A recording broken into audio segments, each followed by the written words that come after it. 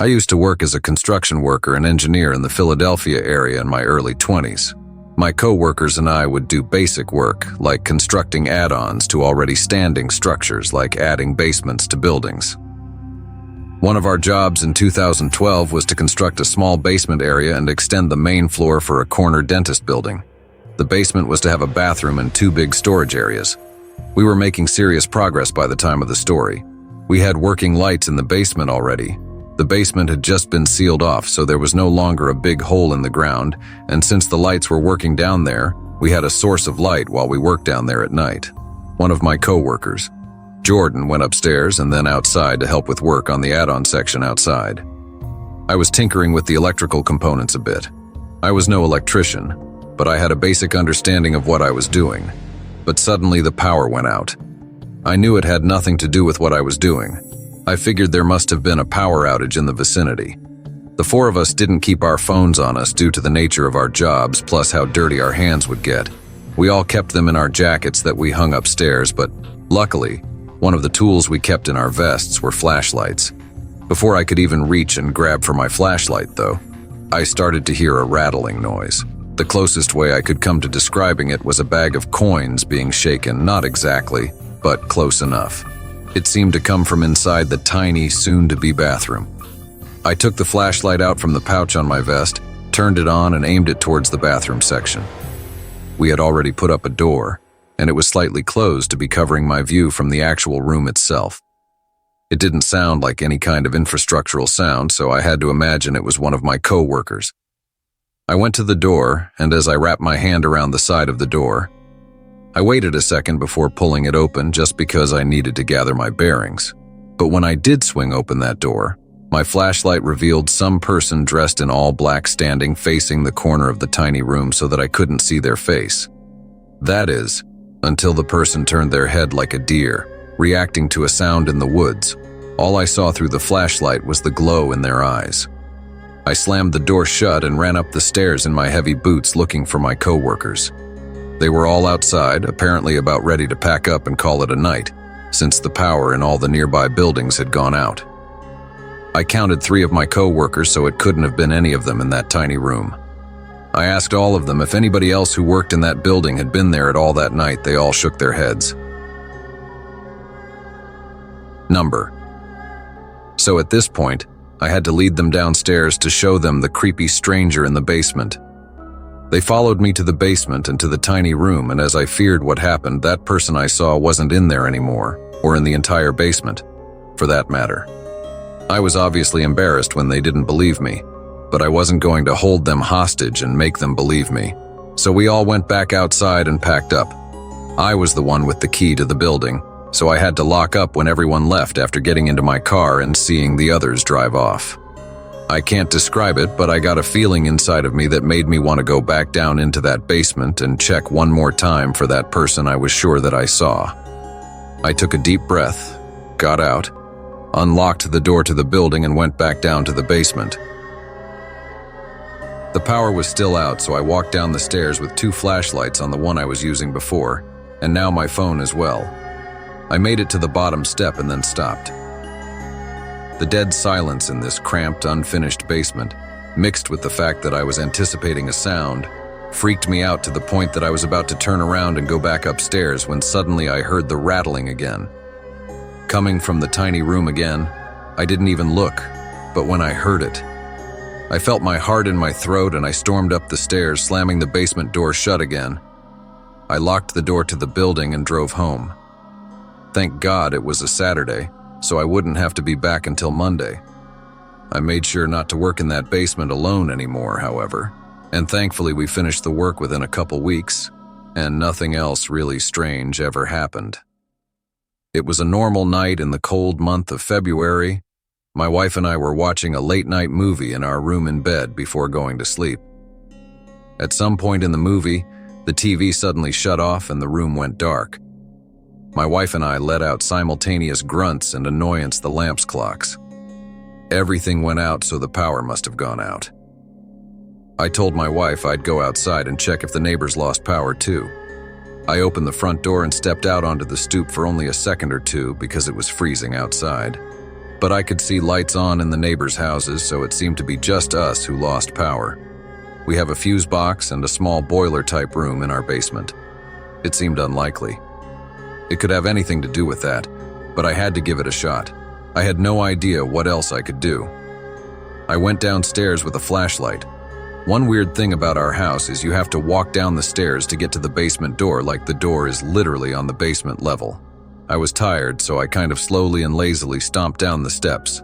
When I got to the basement door at the bottom, I turned the doorknob and tried opening the door. It wouldn't push open though. I tried a little harder, but it still wouldn't budge. My wife must have locked it. I went all the way back upstairs to ask my wife where she put the basement key. She got out of bed and said she'd get it for me. I followed her downstairs to the kitchen where we had a key hanger. She flipped around the many keys until she pulled off the basement key and handed it to me. She then went back upstairs to the bedroom while I went back down the stairs to the basement door. I put the key in the lock and turned it to the right, then tried opening the door again, but it still wouldn't open. I went back up the stairs and called for my wife to come down. When she did, I asked for help like a child since she was the only one to ever lock this door. She came down the stairs with her flashlight making fun of me for not being able to use a wooden door, and before she even tried using the key, she turned the doorknob and gave one good push and the door creaked open. I was dumbfounded. I swore up and down the door wouldn't open. Then I joked that I loosened it up for her. Once again, she went upstairs to the bedroom. I entered the basement, flicking the light switch on, which only led to more darkness. Flashlight still in hand, I went to the boiler room. When I got inside of there, I tinkered with all the switches, flipping them from one side to the other, until finally the lights in the basement flicked on. I was relieved. I shut the tiny door to the fuse box. Just then, however, there was a sound from outside of the boiler room, the sound of one of the basement closet doors creaking. I took a peek outside at both of the doors. One was closed, the other was slightly cracked open. My heart started beating faster. As I went over to the door, I stood about 2 feet away from that door, listening. For some reason, it took until then for me to think why. How would this switch in our fuse box for power be switched off all of a sudden? Then I started to think, what if the basement door was never locked? What if someone was simply pulling it shut? After a few moments of silence, I heard a deep exhale in the closet. I took off for the stairs, this time making sure to lock the door behind me. I never ran up a flight of stairs so quickly in my life. I ran to our bedroom and yelled and distressed my wife. I was not acting like the man of the house at all. I'll admit I was too afraid. I did call the police, though. At some point after the phone call before the police arrived, we heard the sound of glass breaking outside. I looked down my window, but it was too dark to see anything in the backyard. When the police arrived, I led them quickly to the basement, but by then the closet door was completely open and it was empty. We also noticed shattered glass in one corner of the basement and things knocked all over the floor. Whoever was in the closet managed to climb up a ledge where we keep collectibles, smash the window, and climb up out of the basement to the outside. In other words, they escaped and were never caught.